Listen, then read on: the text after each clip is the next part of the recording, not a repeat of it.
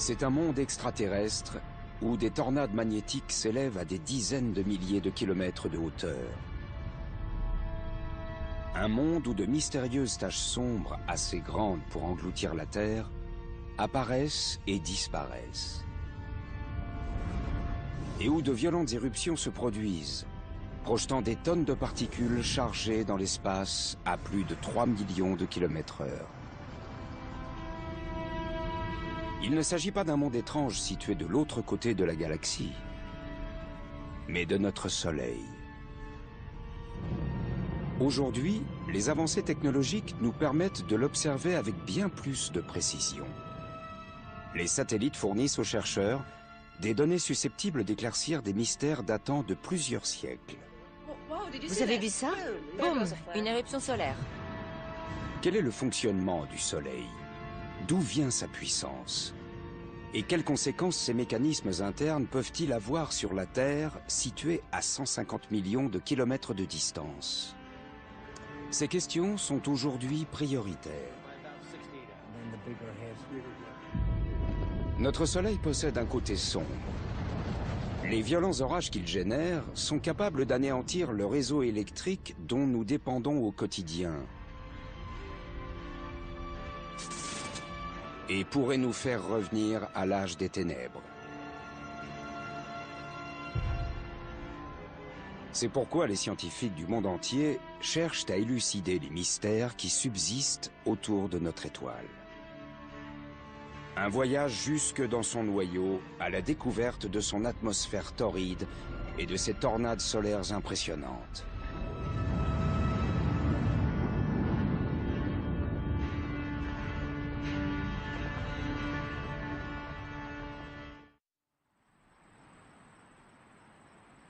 Boulder, dans le Colorado, le 15 février 2011 à l'aube.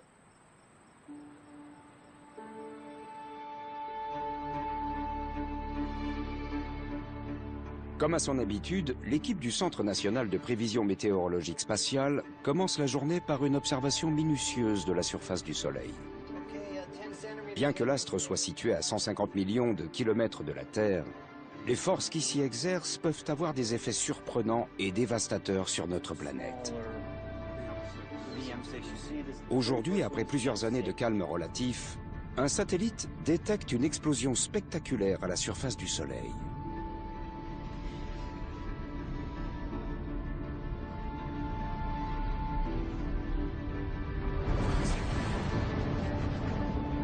Une violente tempête solaire dépassant largement le diamètre de la Terre a éclaté, libérant une gigantesque onde de choc qui se dirige droit sur nous à plus d'1,5 million de kilomètres/heure. Et personne n'en connaît les conséquences. C'est ce que Bill Murtagh et son équipe tentent de déterminer. Ces scientifiques sont l'équivalent des chercheurs d'orage, à ceci près que les tempêtes qu'ils surveillent naissent à la surface du Soleil.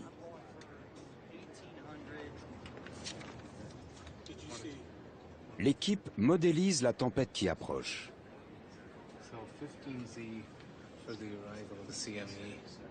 La simulation la montre qui s'éloigne à toute allure du Soleil, situé à gauche, pour se diriger vers le petit point sur la droite, la Terre.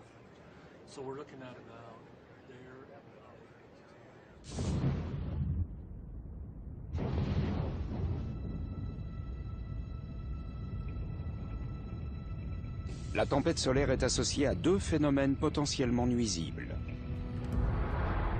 L'éruption solaire, qui libère une bouffée de rayons X capable d'atteindre la Terre en quelques minutes, et bien plus inquiétant, l'éjection de masse coronale, ou CME, qui nous parvient quelques jours plus tard.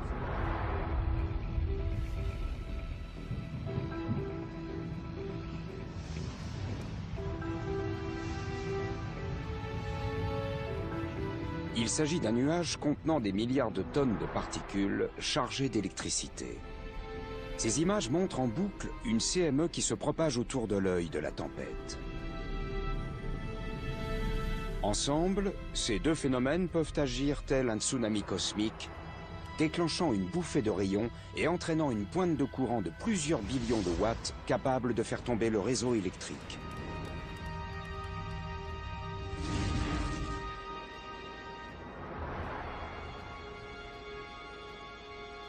Un scénario farfelu? C'est pourtant ce qui s'est passé en mars 1989 dans la ville de Québec, au Canada. L'une après l'autre, les centrales électriques sont tombées en panne suite au puissant survoltage provoqué par une éjection de masse coronale. En moins de 2 minutes, 6 millions de personnes ont été privées d'électricité.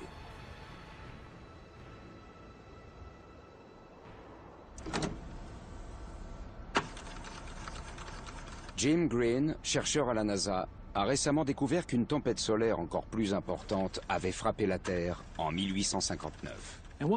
C'est un peu le grand-père des orages géomagnétiques, et ça s'est passé il y a seulement 150 ans.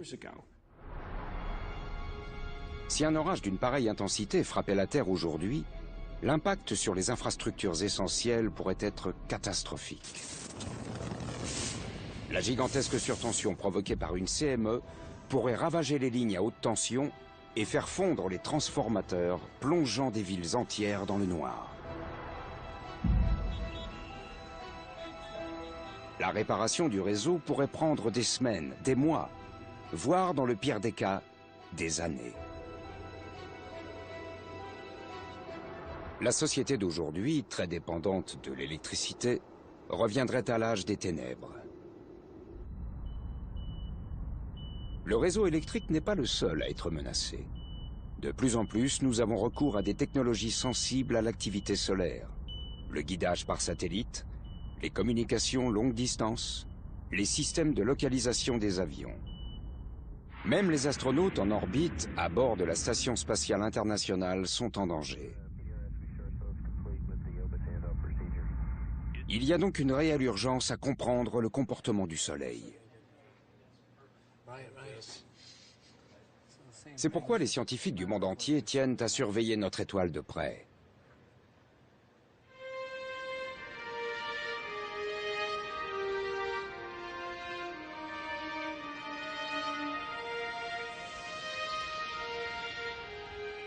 L'homme contemple le Soleil depuis l'Antiquité. De nombreuses civilisations lui ont voué un culte et célébré sa puissance.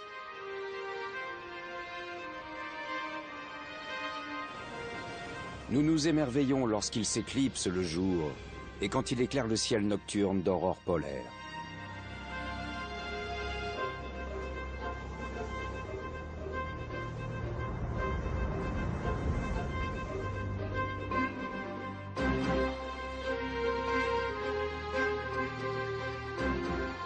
Sa taille et sa puissance sont impressionnantes.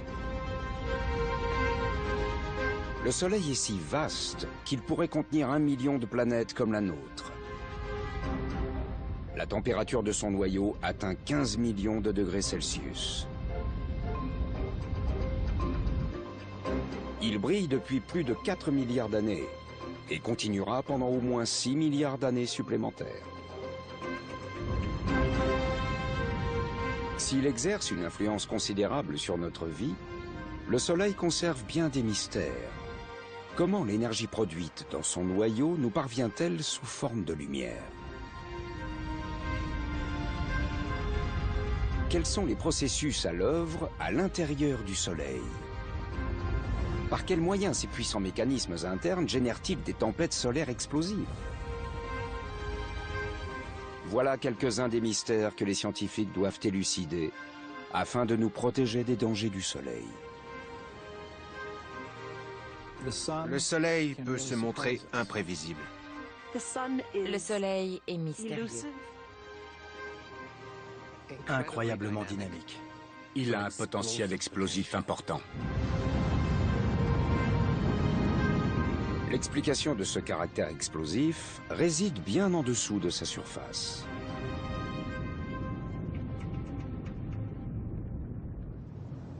Il n'y a pas si longtemps, observer l'intérieur du Soleil était impossible. Comprendre ses mécanismes internes restait donc de l'ordre du rêve.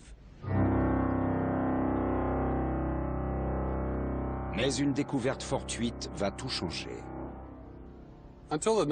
Jusque dans les années 1960, la physique solaire s'appuyait en grande partie sur des phénomènes observés à la surface du Soleil ou à peine en dessous.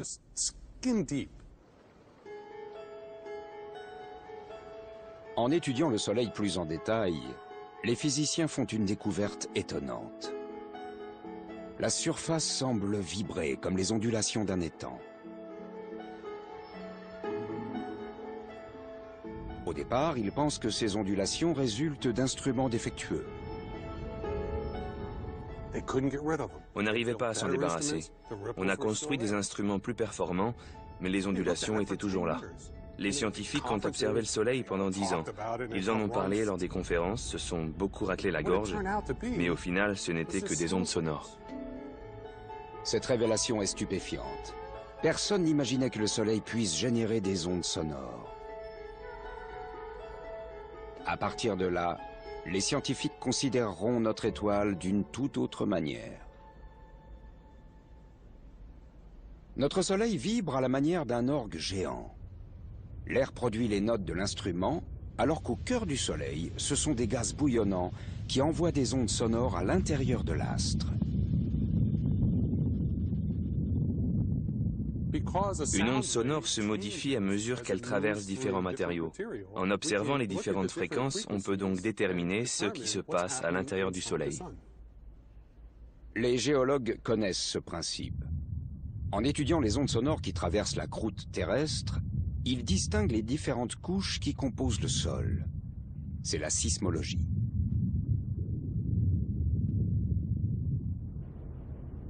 De la même manière, les ondes sonores qui se déplacent à l'intérieur du Soleil révèlent sa structure interne. Avec cet orgue, je peux vous montrer comment les ondes sonores se déplacent à l'intérieur du Soleil. Par exemple, je joue cette note basse qui vient de l'un de ces gros tuyaux. Le son produit est très profond.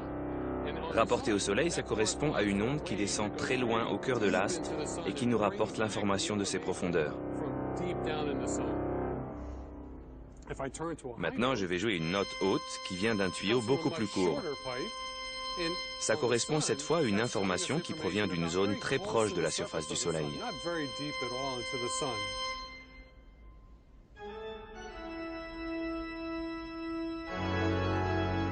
Il y a 10 millions de fréquences différentes qui résonnent dans le Soleil. Les déchiffrer représente un tournant considérable dans la compréhension de sa structure. Une nouvelle science est née, l'héliosismologie.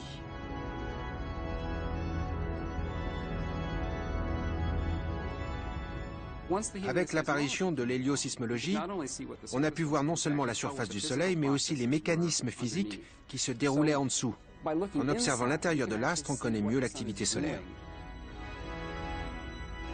Visualiser ce qui se passe sous la surface du Soleil apporte de précieuses informations.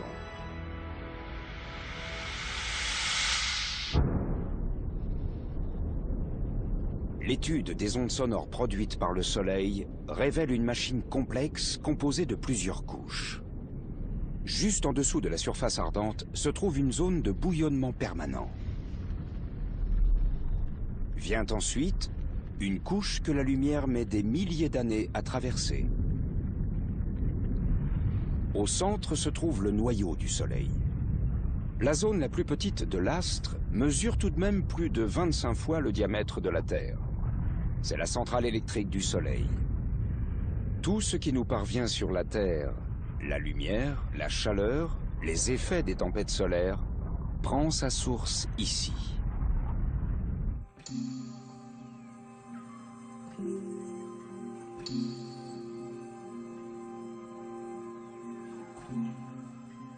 À quoi ce noyau ressemble-t-il?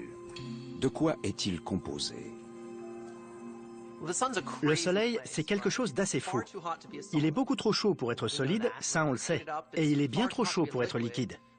On pourrait donc penser que c'est un gaz, n'est-ce pas? Eh bien, pas vraiment en fait. C'est une sorte de soupe gazeuse faite de particules chargées qu'on appelle le plasma. Ce plasma ne nous est pas totalement inconnu. Les exemples d'objets contenant du plasma sont nombreux. Les ampoules fluorescentes, les flammes, les néons, certains postes de télévision que je ne peux pas m'offrir. Tous ces objets utilisent le plasma. Le plasma est partout. Le plasma du noyau solaire atteint des températures extrêmement élevées. La foudre est le phénomène terrestre qui s'en approche le plus en termes de température.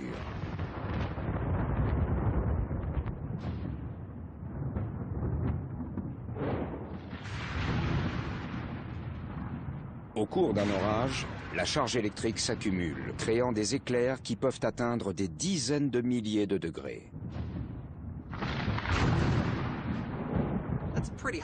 C'est assez chaud, mais nettement moins que la température à l'intérieur du noyau du Soleil, où le plasma atteint 15 millions de degrés.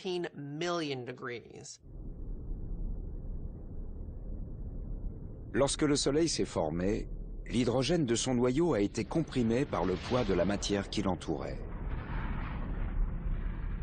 La température et la pression ont atteint un tel niveau que les atomes d'hydrogène se sont divisés en électrons et protons, créant le plasma. Et lorsque ces conditions extrêmes sont réunies, il se passe quelque chose de vraiment génial. La fusion nucléaire.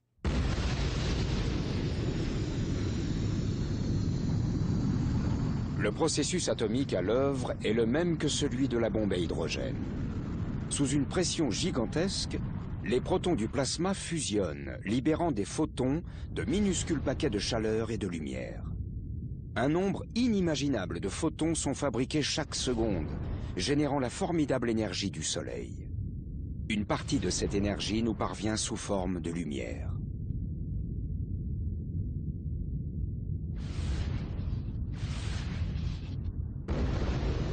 Cette alchimie atomique transforme toutes les secondes plus de 4 millions de tonnes de masse en énergie. Toute cette masse transformée en énergie équivaut à 10 milliards de bombes atomiques fabriquées chaque seconde par le Soleil. Et l'opération se répète jour après jour. Ça fait 4 milliards d'années que ça dure. Et ça va continuer bien après que j'aurai quitté ce monde.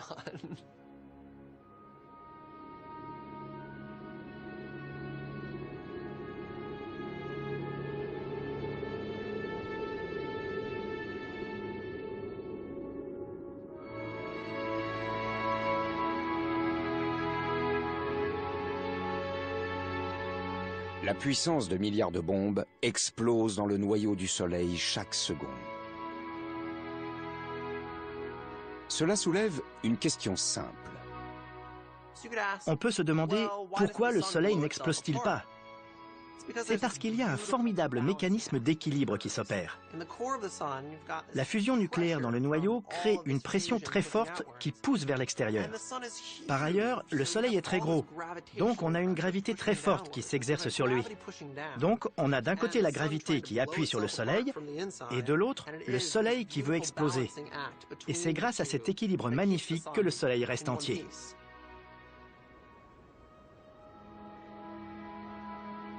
La lumière née dans le noyau nous parvient au terme d'un formidable voyage.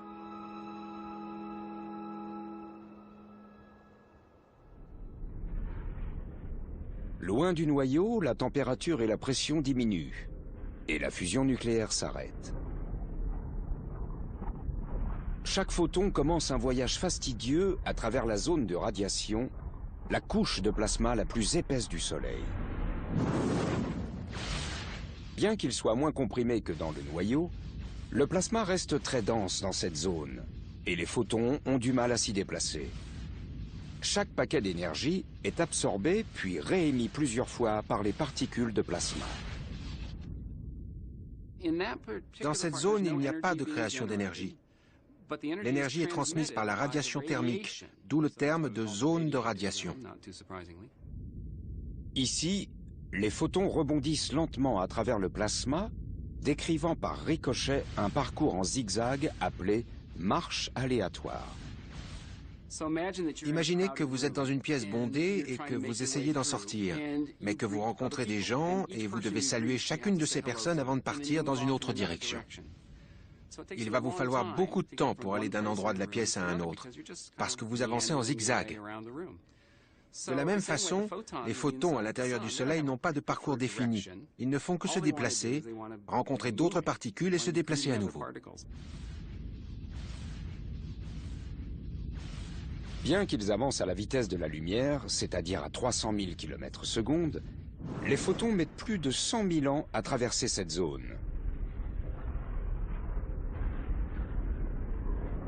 Au final, les photons atteignent une frontière où la pression chute à nouveau. le plasma perd de sa densité et il devient plus facile de le traverser. Les photons transportent toujours beaucoup d'énergie. Ils s'échappent maintenant vers la zone de convection, dont ils réchauffent la base. Dans cette zone où le plasma est moins épais, les photons bougent différemment. Au lieu de rebondir, tout à coup, le mouvement s'ordonne. C'est comme si quelqu'un criait soudain « à table » et que toutes les particules décidaient d'emprunter la même direction. Il faut quand même faire la queue pour sortir, donc il faut compter 1 mois pour se déplacer de la base de la zone de convection à la surface. Mais c'est une durée relativement courte. Pendant cette courte période, la chaleur des photons se transmet par convection. Le plasma tourbillonne en continu, formant un gigantesque maelstrom de près de 200 000 km d'épaisseur. Imaginez une immense lampe à bulles d'huile.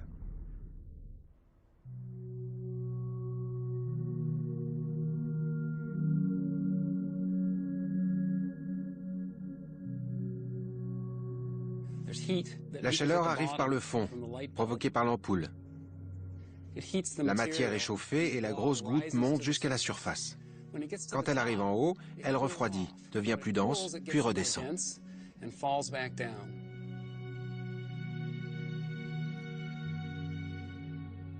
C'est assez comparable avec ce qui se passe à l'intérieur du Soleil. Le noyau chauffe la matière à la base de la zone de convection. La matière se dilate et fait remonter l'énergie jusqu'à la surface.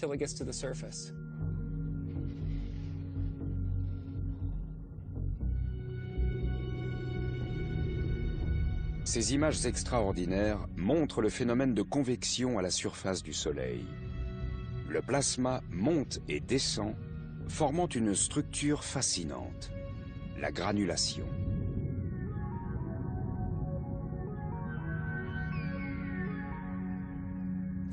Les granules mesurent environ la taille de l'État du Texas. Elles ont une durée de vie d'environ 12 minutes. Ça représente une quantité d'énergie phénoménale. C'est une zone très dynamique, très chaotique. Et toute cette activité se déroule à la surface du Soleil, où on peut l'observer.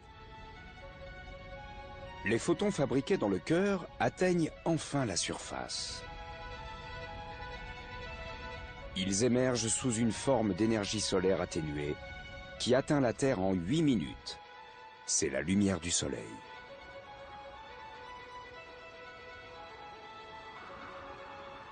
Il faut donc 100 000 ans, environ 1 mois, puis 8 minutes. Une fois que l'énergie atteint la surface du Soleil, il faut seulement 8 minutes pour qu'elle devienne visible. Sans obstacle, le voyage des photons du cœur à la surface du Soleil ne prendrait que quelques secondes. En réalité, la lumière que nous recevons aujourd'hui pourrait avoir été produite au cours de la dernière période glaciaire.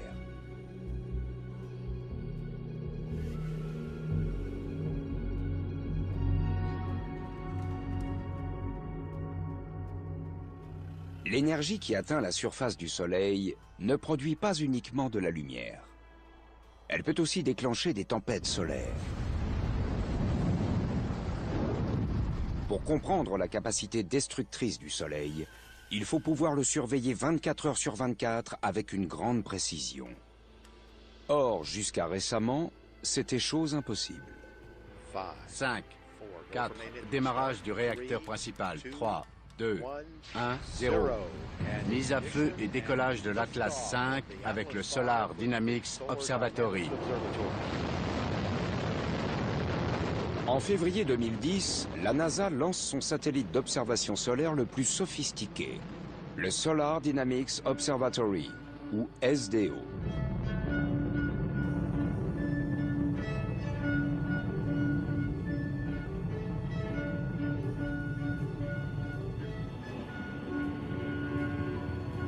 On atteint Mach 1. Le SDO est le premier satellite qui fournit presque en continu des images du Soleil à très haute résolution, offrant aux chercheurs un accès sans précédent à notre étoile et ses mystères.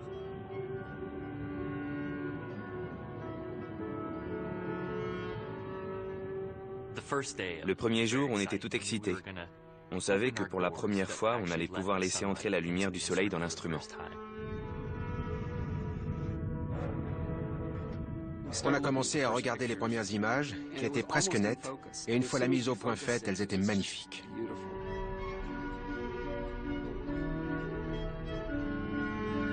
Les nouvelles images montrent le Soleil sous un jour nouveau. C'est un monde extraterrestre avec des structures étranges qui apparaissent et disparaissent. Des bulles de plasma très chaudes, aussi grandes que l'Alaska, et où des tornades géantes pouvant engloutir la Terre s'élèvent à des centaines de milliers de kilomètres de hauteur.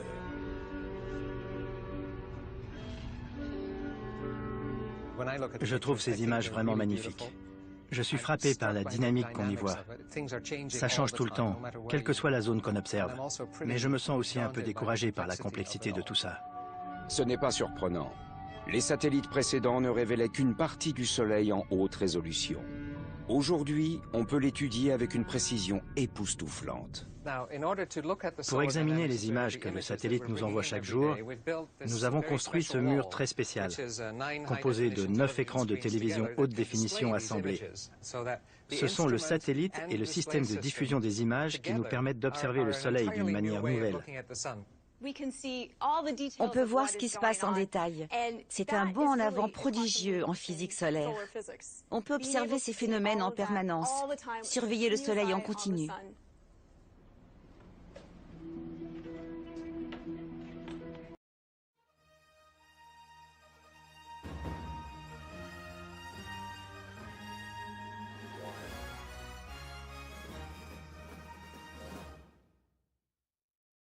L'une des caractéristiques les plus importantes du SDO est sa capacité à visualiser la lumière du Soleil à travers une large gamme de longueurs d'onde.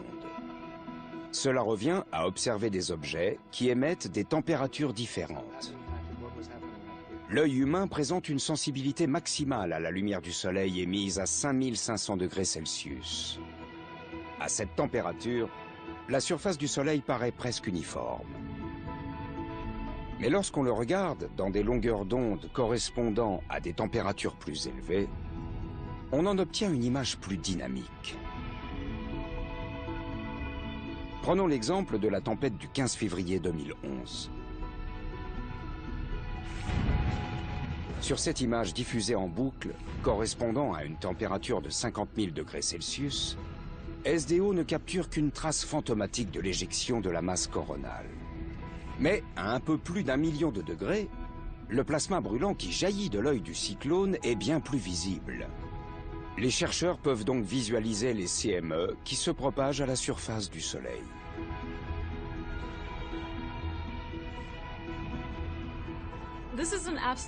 Nous vivons une période vraiment extraordinaire pour la physique solaire.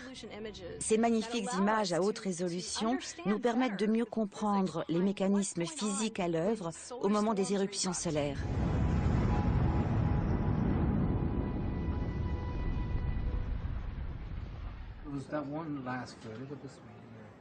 Au Centre national de prévision météorologique spatiale, Bill Murtagh suit la trajectoire d'une CME associée à la tempête qu'il analyse. Elle transporte 1 milliard de tonnes de plasma et n'est plus qu'à 20 heures de la Terre.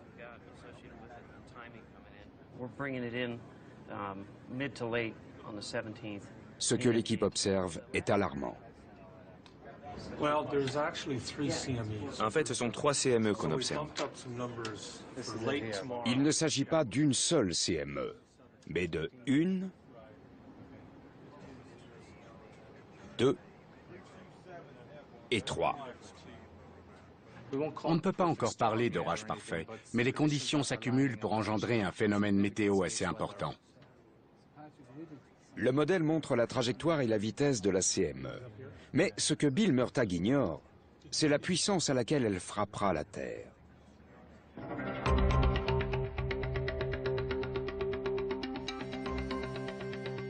La réponse se trouve du côté de la force qui régit le Soleil, le magnétisme. Nous connaissons tous les aimants. Ils produisent une force invisible qui repousse et attire des particules chargées. La Terre possède un champ magnétique qui nous protège des dangers du Soleil.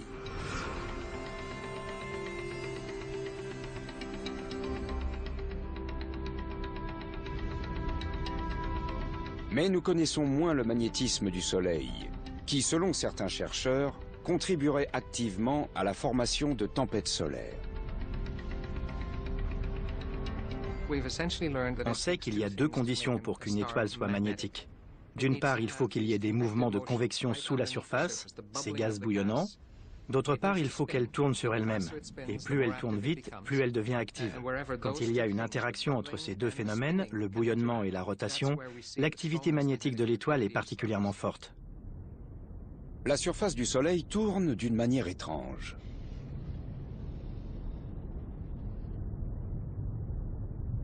Déplacez-vous de l'un des pôles vers l'équateur, vous remarquerez qu'elle tourne plus vite.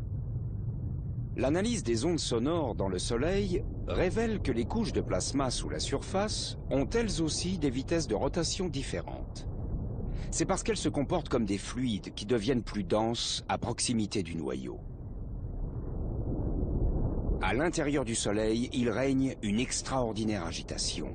Et c'est cette agitation qui explique le magnétisme du Soleil. Les mouvements, la convection, la rotation différentielle, le mouvement de l'équateur vers le pôle créent une nouvelle force, le champ magnétique.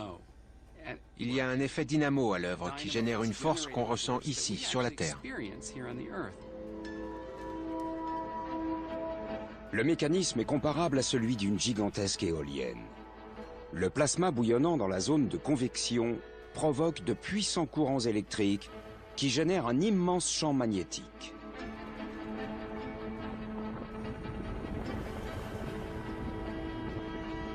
On a les flux ascendants et descendants. Le sacré Graal pour les scientifiques consiste à comprendre comment cet effet dynamo engendre des tempêtes solaires. L'explication se trouve dans la zone de convection.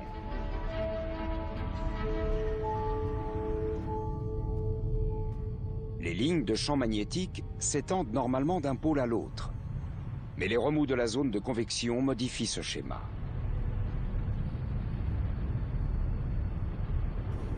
Des couches en rotation étirent les lignes de champ horizontalement. Sous l'effet de la convection, elles se tordent et s'entrelacent.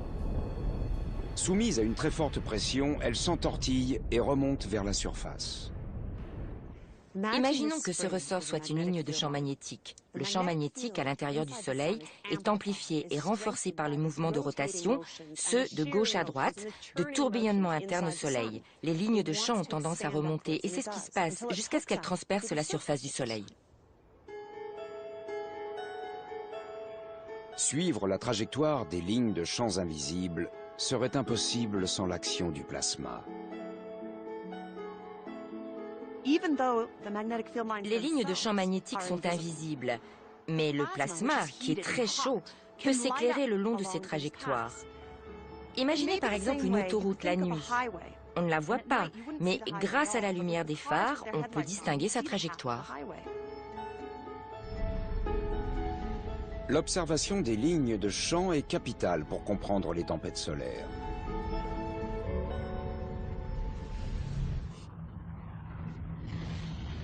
En émergeant, ces lignes forment des boucles. L'une des extrémités possède un pôle positif et l'autre un pôle négatif. Le plasma bouillonnant sous la surface déforme ces boucles en les gonflant d'énergie. Si elles se tordent suffisamment, les pôles positifs et négatifs des boucles peuvent se croiser. Alors, elles se court-circuitent en une gigantesque explosion.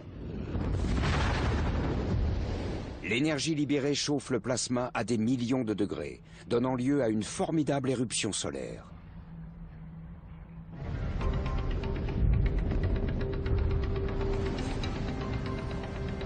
C'est l'étape ultime d'un très long voyage. Les photons formés dans le cœur se dirigent vers la surface. Certains passent directement dans l'espace, sous forme de lumière. Mais cette vague d'énergie perturbe la zone de convection en générant un champ magnétique.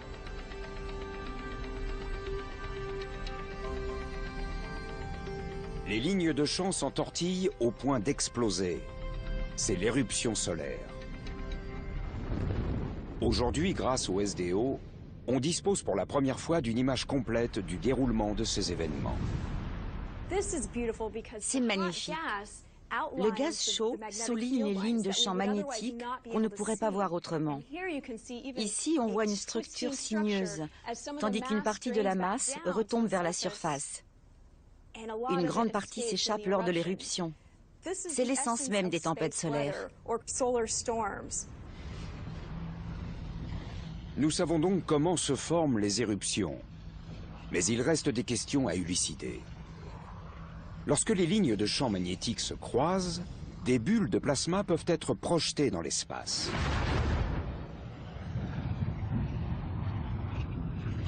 Voilà une éjection de masse coronale.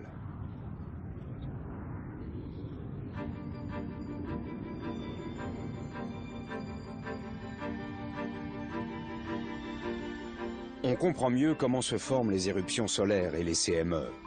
Mais une question essentielle demeure.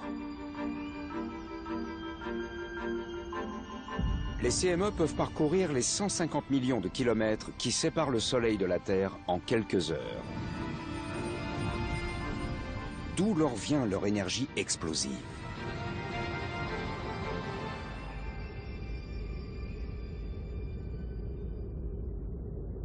La réponse se trouve en partie dans la couronne solaire qui fait partie de l'atmosphère solaire. Elle est composée de plasma très chaud qui atteint plus d'1,5 million de degrés Celsius, soit 300 fois plus que la surface du Soleil.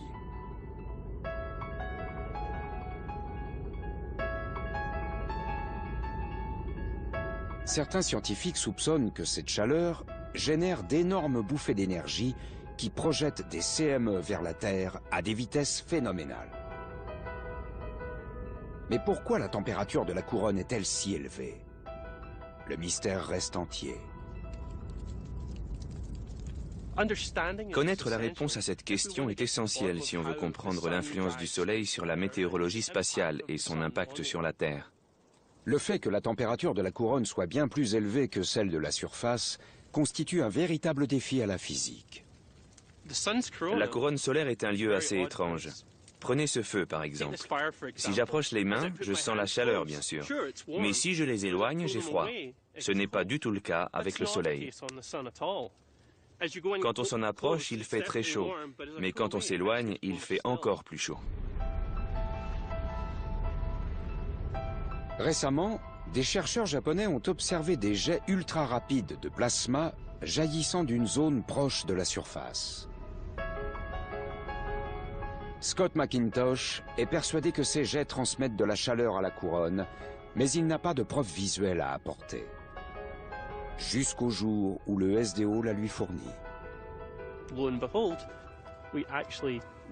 On a réussi à établir des liens et on a compris que ces objets qu'on voyait sortir de la basse atmosphère à très haute vitesse, un peu comme ces flammes, atteignaient 2 ou 3 millions de degrés. C'était un vrai moment d'exaltation. On s'est regardé et on s'est dit « Waouh, qu'est-ce qu'on vient d'accomplir ?» Ces scientifiques ont démontré que les jets de plasma remontant à toute vitesse dessous la surface du Soleil généraient une chaleur inouïe. Résultat, les températures dans la couronne atteignent environ 2 millions de degrés Celsius. Si l'hypothèse est confirmée, cela représente une énorme avancée dans la compréhension des CME.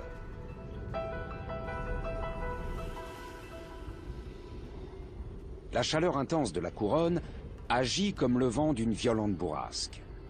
Elle exerce une pression continue sur le plasma des lignes de champ, les gonflant comme les voiles d'un bateau qui tirerait sur le mât.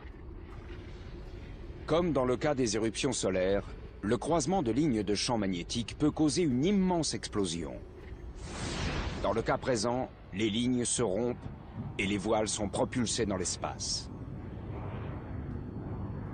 Charriant 1 milliard de tonnes de plasma ionisé, la CME peut bouleverser une planète dépendant de l'électricité comme la Terre.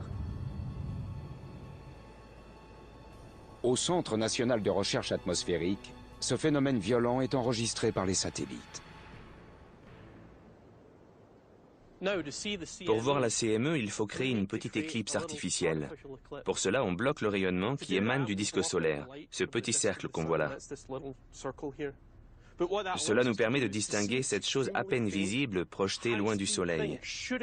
Celle-ci se déplace à environ 1000 km/s. En accentuant et en ralentissant l'image, on peut voir l'onde de choc filant à plus de 3 millions de km/h.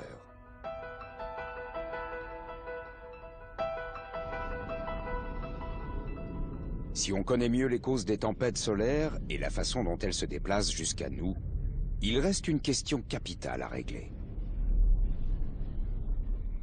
Tenter de prévoir les tempêtes solaires demande un vrai travail d'enquête. Au cours de nos observations, on cherche des indices qui nous permettraient de prévoir les tempêtes. Le meilleur indice, le voici. Les taches solaires. Des zones sombres qui peuvent persister à la surface du Soleil pendant plusieurs semaines. Une tache solaire est une zone très vaste qui représente plusieurs fois la taille de la Terre et qui apparaît comme une tache sombre à la surface du Soleil. Elle est sombre parce qu'elle est relativement froide par rapport à ce qui l'entoure. Cela s'explique par la puissance des champs magnétiques qui inhibent le flot de chaleur qui arrive d'en dessous. Les puissants champs magnétiques qui produisent les taches solaires constituent un terrain favorable à la formation des tempêtes solaires. Le défi consiste à établir un schéma type déterminant les conditions d'apparition et la fréquence de ces phénomènes. Quand on observe les taches solaires pendant plusieurs années, on observe quelque chose de très intéressant. Le nombre de taches à un moment donné va augmenter et diminuer sur une période d'environ 11 ans. Et comme on sait que les taches sont associées à de puissants champs magnétiques, on en déduit que les champs magnétiques solaires sont eux aussi soumis à un rythme cyclique. Le bouillonnement permanent à l'intérieur du Soleil crée un puissant effet dynamo qu'on pourrait qualifier de plus gros générateur électrique du système solaire. Les lignes de champs magnétiques engendrées s'entortillent au point qu'environ tous les 11 ans, les pôles magnétiques du Soleil s'inversent. L'activité magnétique qui en résulte est plus calme, et le nombre de taches solaires diminue. C'est la période du minimum d'activité solaire. Mais en raison de la nature turbulente du Soleil, progressivement, les lignes de champ s'entortillent de nouveau. Les bouffées magnétiques sont alors beaucoup plus fréquentes. C'est le maximum solaire. Le cycle solaire détermine le comportement du Soleil. Pendant le maximum solaire, il peut devenir enragé et déclencher des tempêtes solaires qui se dirigent parfois vers la Terre. Et pendant le minimum solaire, l'activité est atténuée. Il y a moins de taches et moins de tempêtes solaires. En fait, le cycle d'activité détermine la manière dont le Soleil va se comporter. Avant la tempête solaire du 15 février 2011, l'activité solaire était plutôt calme. Mais cette saute d'humeur de notre étoile indique un changement de mauvais augure. L'activité magnétique du Soleil augmente à nouveau, tandis qu'on s'approche du maximum solaire. Au Centre national de prévision météorologique spatiale, Bill Murtagh et son équipe ont remarqué ce changement il y a quelques jours à peine.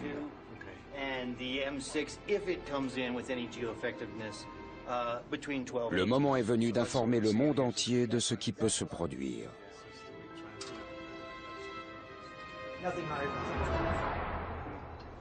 Dans les minutes qui viennent, il va falloir qu'on prenne une décision et annoncer que cette éjection de masse coronale arrivera à telle ou telle heure demain avec l'orage géomagnétique qui, bien entendu, suivra. Bill Murtagh sait que la violence de l'orage dépendra surtout de la puissance du champ magnétique de la CME et de l'angle auquel elle frappera le champ magnétique terrestre.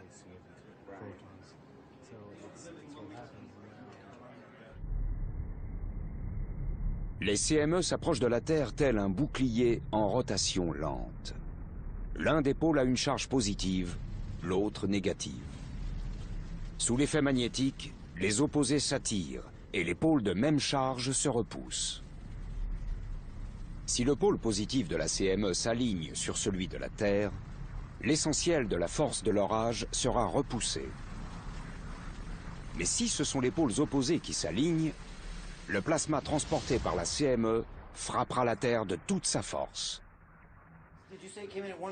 Bill Murtagh fait part de son estimation quelques heures seulement avant l'impact. Ce sera plus important et plus compliqué que quand il n'y a qu'une seule éjection de masse coronale. D'après ce que l'équipe a observé, la CME sera repoussée. On pense qu'elle ne sera pas trop forte.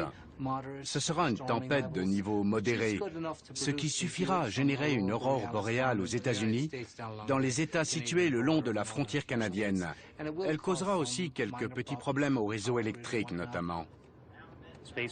La tempête attendue pour les prochaines 24 heures sera mineure. Une panne radio est probable. Cette fois, le pire a été évité. Mais certains éléments inquiétants laissent penser que la Terre pourrait être moins chanceuse à l'avenir. Le récit est édifiant. Jim Green de la NASA en a pris connaissance en cherchant un livre sur la guerre de sécession à la Bibliothèque du Congrès, la Bibliothèque nationale américaine. Il y a trouvé des documents traitant de l'actualité de l'année 1859 qui ont attiré son attention.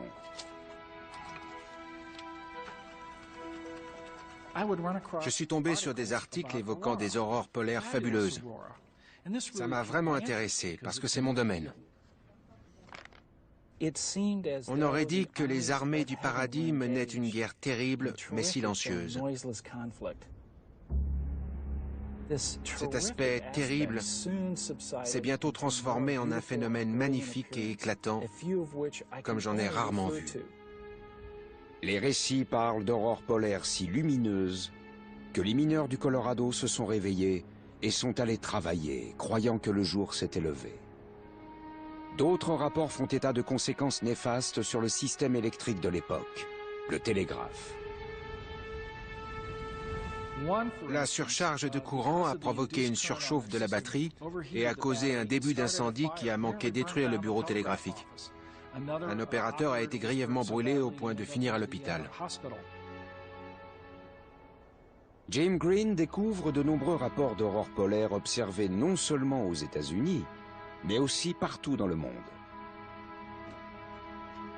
Les preuves sont manifestes. La Terre a été frappée par une tempête en 1859 qui résulte de 2 énormes CME.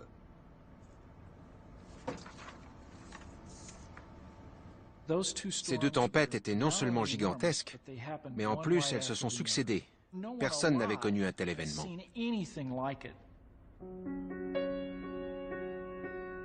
La veille du jour où les CME ont frappé la Terre, un astronome britannique avait observé un immense groupe de taches solaires illuminées par 2 éruptions gigantesques. La 2e CME a frappé notre planète 18 heures plus tard, ce qui a permis à Jim Green d'estimer sa vitesse à 8 millions de km/h.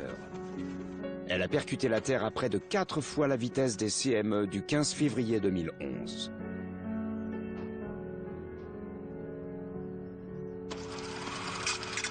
Grâce aux différents documents d'époque, Jim Green parvient à reconstituer la tempête de 1859. D'après les comptes rendus, les pôles des CME étaient alignés. Au lieu d'être repoussés, les CME se sont donc abattus de toute leur force sur notre planète. Les particules chargées sont passées dans l'atmosphère, l'électrifiant telle une immense enseigne lumineuse et produisant une aurore polaire éblouissante.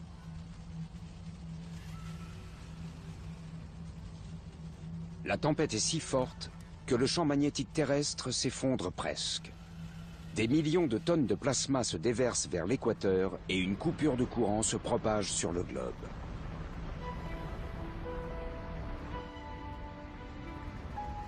Pour la société d'alors, encore peu dépendante de l'électricité, les dégâts sont minimes. Mais aujourd'hui, cela ne serait sans doute pas le cas. Une telle tempête pourrait faire tomber le réseau électrique.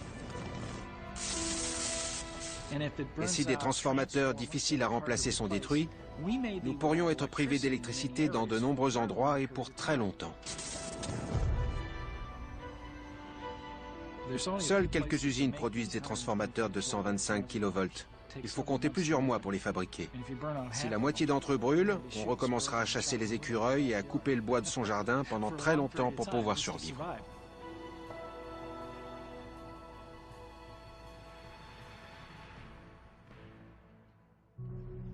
Aujourd'hui, les scientifiques spécialistes du Soleil savent qu'une grosse tempête surviendra. Ce qu'ils ignorent, c'est le moment où l'événement se produira. Avec le prochain maximum solaire prévu pour 2013, la question est primordiale. Sommes-nous capables de prévoir quand la prochaine tempête solaire va frapper?